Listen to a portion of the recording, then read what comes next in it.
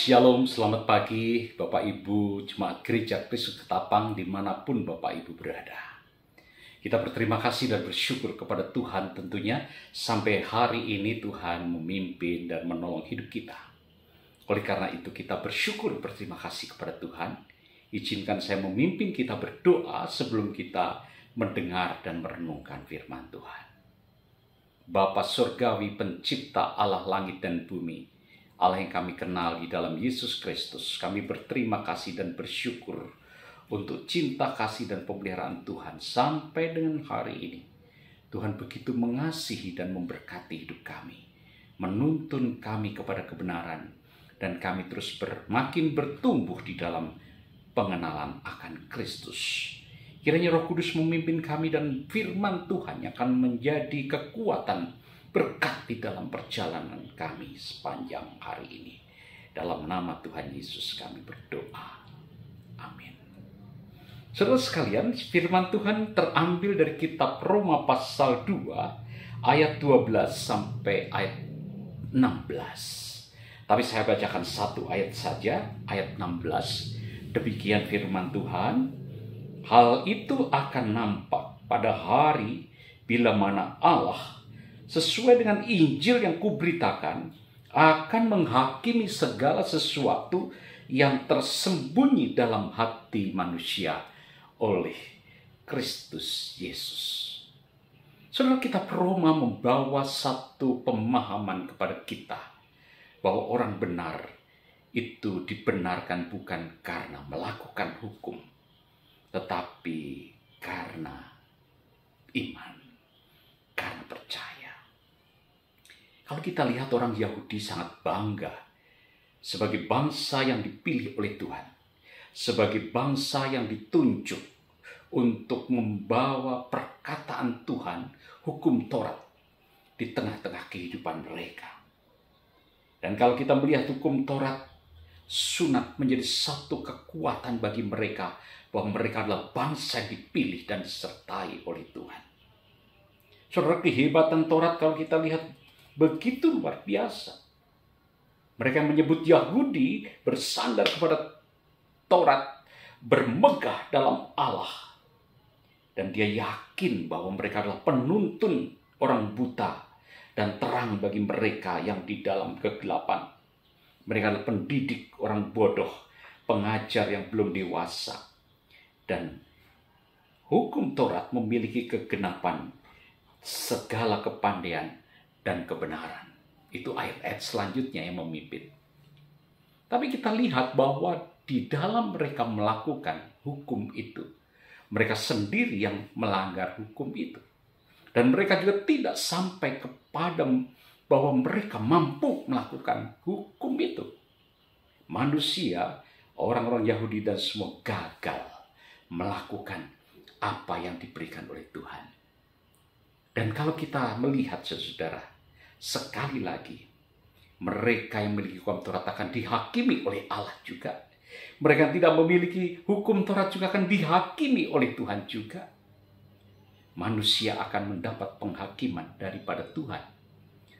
Dan Tuhan tidak memandang bulu, baik itu orang Yahudi maupun orang non-Yahudi. Tetapi kabar baik yang kita terima, saudara-saudara, Paulus menyatakan bahwa puncak dari semua yang disampaikan dalam kitab Roma pasal 2 dan 3 adalah manusia jatuh di dalam dosa dan telah kehilangan kemuliaan Allah. Tapi hanya karena kasih karunia manusia dibenarkan dengan cuma-cuma oleh penebusan Yesus Kristus Tuhan kita. Oleh karena itu dia katakan hal itu akan nampak pada hari bila mana Allah, sebagaimana Injil yang kuberitakan, itulah yang akan membawa, yang akan menghakimi segala sesuatu yang tersembunyi dalam hati manusia oleh Yesus Kristus. Semua manusia akan dihakimi. Mereka berbuat baik, tidak berbuat baik, jahat atau suci dan apapun juga. Tetapi kasih Tuhan menunjukkan kepada kita, sekali lagi, manusia dibenarkan dengan cuma-cuma oleh penebusan Yesus Kristus. Itulah yang membuat kita bersyukur, saudara. Yesus mati di kayu salib. Yesus datang ke dunia adalah supaya manusia percaya. Dan Yesus yang mati itu dikatakan dia menimpa segala hukuman yang tidak bisa dilakukan oleh manusia akibat mereka gagal melakukan hukum-hukum dan semuanya itu, saudara-saudara. Dan ditanggungkan kepada Yesus. Dan kematian Yesus mengubah hidup kita dari status hamba dosa, orang-orang berdosa, menjadi orang-orang yang dipilih dan diselamatkan oleh Tuhan.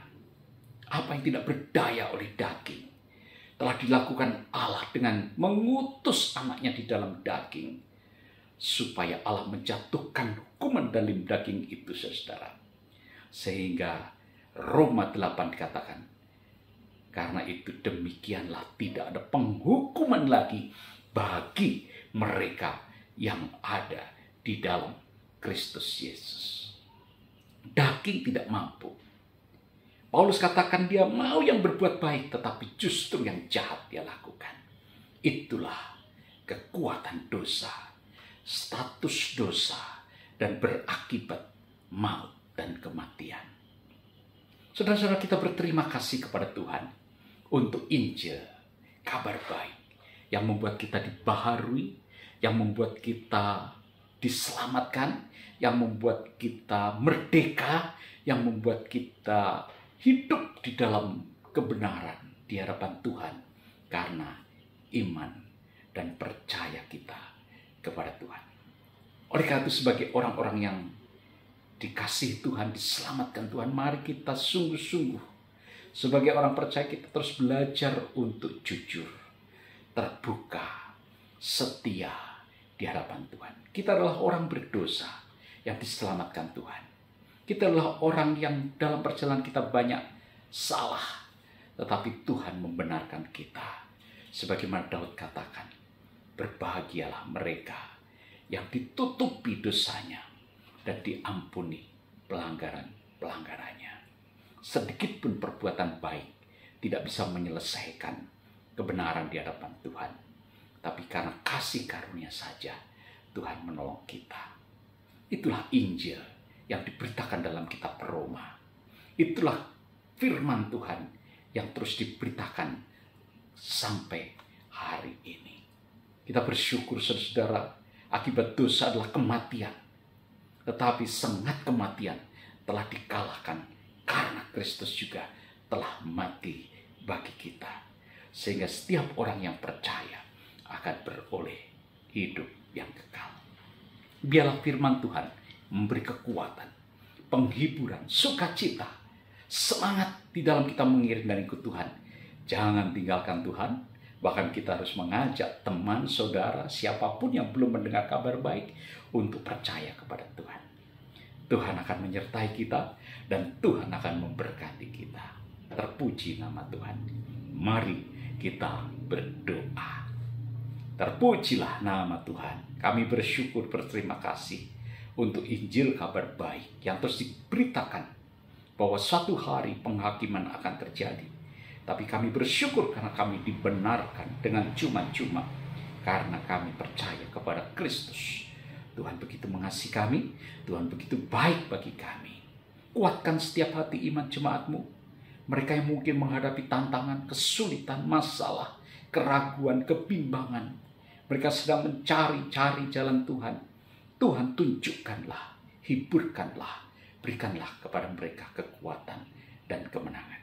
Biarlah sepanjang hari ini sungguh berkat Tuhan membimbing dan menyertai kami. Dalam nama Tuhan Yesus, Juru Selamat kami yang hidup, kami berdoa. Amin. Kiranya Tuhan menyertai Bapak Ibu Saudara sekalian dimanapun Bapak Ibu Saudara berada. Amin. Tuhan beserta kita.